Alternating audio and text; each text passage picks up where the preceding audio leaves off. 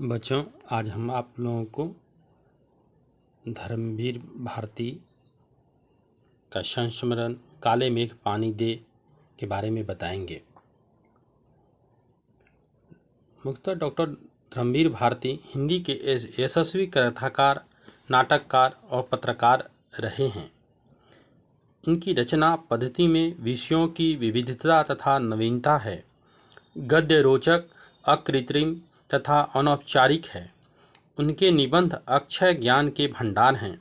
उनकी प्रतिभा बहुमुखी है। शब्द चित्र अंकित करने में इनको निपुणता हासिल है। साहित्य में कला, मौलिकता तथा सजीवता का मनोरम संगम है।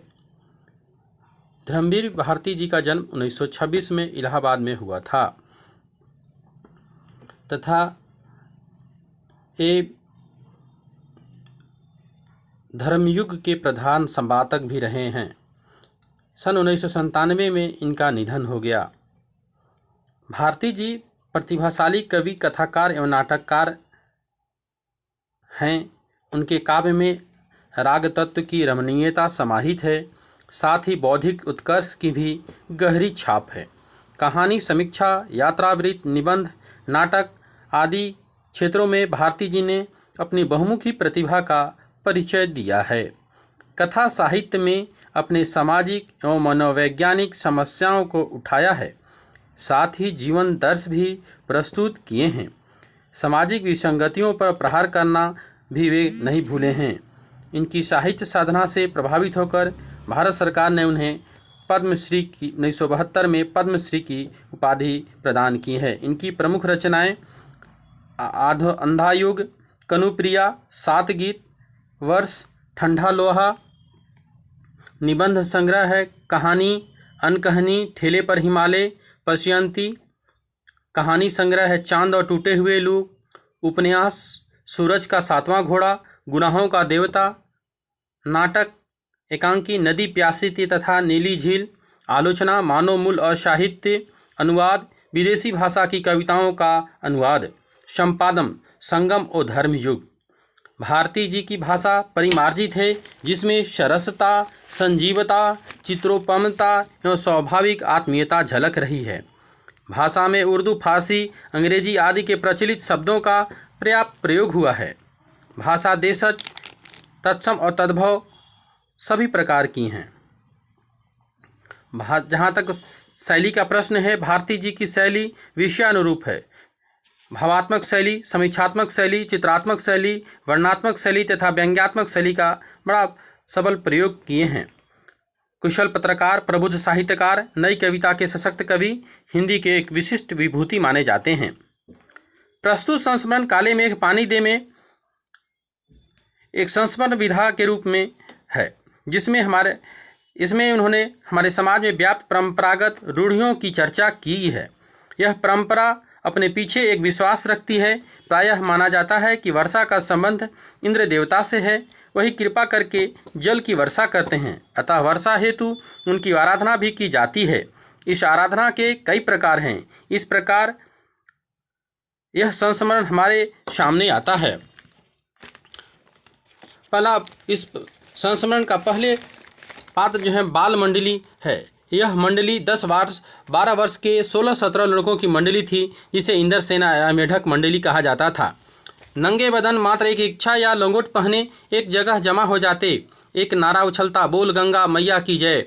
यह जयकारा लोगों को सावधान कर देता। महिलाएं, छोरियां छज्जों पर जमा हो जाती, उनकी उछल कूद देखती और वे गाते, काले मेघ पानी दे, गगरी फूटी बैल पियासा पानी दे, गुड़धानी दे, काले मेघ पानी दे।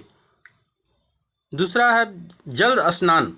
ये लोग चारों ओर सूखा था, जल की कमी होना सहज स्वाभाविक था, फिर भी इन घड़ों से बाल्टी से पानी फेंका जाता, इन्हें तर कर दिया जाता। ये भींगे बदन मिट्टी में लौट लगाते, फिर गंगा मैया की जय बोलते और आगे बढ़ जाते। यह मौसम तपन का था। जेठ गया, आषाढ़ का प्रथम पखवाड़ा जा रहा था, फिर भी क्षितिज पर एक टुकड़ा भी बादल का नहीं दिखता था। तालाब कूप सूखे रहे थे, नल तो रोने लगते थे। अगर पानी आता भी था तो रात में खौलता सा आता था। शहर गांव की भी हालत ऐसी ही थी। खेतों की मिट्टी सूखकर पत्थर बन गई थी, जमीन फट गई थी, लू ऐसी दहकती थी कि मानव का क्या पशु पक्षी भी बेहाल हो रहे थे। बारिश लाने को नाना प्रकार के विधान हो रहे थे। इंद्र सेना जब सब और निराश छा जाती, इंद्र सेना सज जाती, टोली बांधकर मैदान में आ जाती और घरों से जल का अर्थ पाती। लेखक को यही पानी की निर्मम बर्बादी ही दिखाई देती थी। वह सोचता, यह अंधविश्वास कितना समय, धन और शक्ति की बर्बादी करता है। लेखक की चिंतन, लेखक की अवस्था भी मेढक मंडली के लड़कों के समान ही थी, पर उसमें एक तो आर्य समाज के संस्कार थे, साथ ही वह कुमार सुधार सभा का उपमंत्री भी था, अतः अंधविश्वास का स्वाभाविक विरोधी था। पर उसके सामने एक समस्या थी, वह थी उसकी जीजी। भले ही वह रिश्ते में उसकी कुछ भी नहीं थी, पर उनसे ही उसको सर्वाधिक प्यार प्राप्त हुआ था। अवस्था में तो शायद वह उसकी माँ से बड़ी थी। वे रीति रिवाज, तीज त्यौहार, पूजा अनुष्ठान के प्रबल पक्षधर थी, पर लेखक अंधविश्वास को उजाड़ना चाहता था। फिर भी लेखक को यह सब सहना पड़ता था। मात्र दीदी हेतु दीपावली पर गोबर से गोवर्धन बनाना, जन्माष्टमी पर झांकी सजाना और पंजीरी बांटना भी उसके जिम्मे होते थे। यह छठ पर कुलियों से नाज भी उसी को भरना पड़ता था। लेखक ने मेढक मंडली पर पानी फेंकने का से साफ मना कर दिया। जीजी कांपते हाथ पैर से बाल्टी लेकर गई। लेखक मुंह फुलाए खड़ा रहा। शाम को उसकी मठरी लड्डू भी खाने को दिए गए, पर उसने उन्हें सरका दिया। दीदी ने उसका सिर अपनी गोद में रखकर सब उसको समझाया, देख मुड़ा, यह अंधविश्वास नहीं है। अगर हम इन्हें पानी नहीं देंगे तो इंद्र भगवान हमें पानी नहीं देंगे। फिर बोली, तू इसे पानी की बर्बादी मान रहा है? यह तो अर्थ चढ़ाना है। जो व्यक्ति पानी चाहता है पहले उसको देना भी तो होगा, तभी तो पाएगा। इसी से हमारे यहाँ से ऋषियों ने दान को सर्वोपरि स्थान दिया है। लेखक बिफर पड़ा, काहे ऋषि मुनियों को बर्बाद करती हो? क्या उन्होंने यही कहा था कि जब बूंद बूंद पानी को लोग तरस रहे हों तो पानी इस तरह बहाया जाए? इस पर दीदी बोली, बिना त्याग के दान नहीं होता। दाना भी उसका महत्वपूर्ण है, उसका अभाव है। अगर तेरे पास करोड़ों रुपया है तो 10-20 रुपये के दान का कोई महत्व नहीं है। जो चीज़ तेरे पास कम है उसका दान ही सच्चा दान है। जब व्यक्ति अपनी ज़रूरत के पीछे रखकर दान देता है, यही त्याग है, यही फलदायक है। लेखक बिखर गया। कुछ भी फल बल नहीं मिलता, यह मात्र ढकोसला है। दीदी बोली, तू पढ़ा लिखा है, पर मैंने तो मदरसे का मुंह भी नहीं देखा है।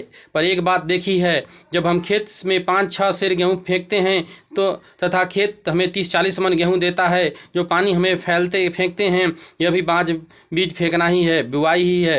यही कहा जाता है, पहले खुद तो तब देवता तुम्हें 4 8 गुना करके लौटा देंगे। यही आदमी का आचरण है। यथा राजा तथा प्रजा, यह सच है। पर यह भी सच है कि यथा प्रजा तथा राजा, यही गांधी जी महाराज कहते हैं।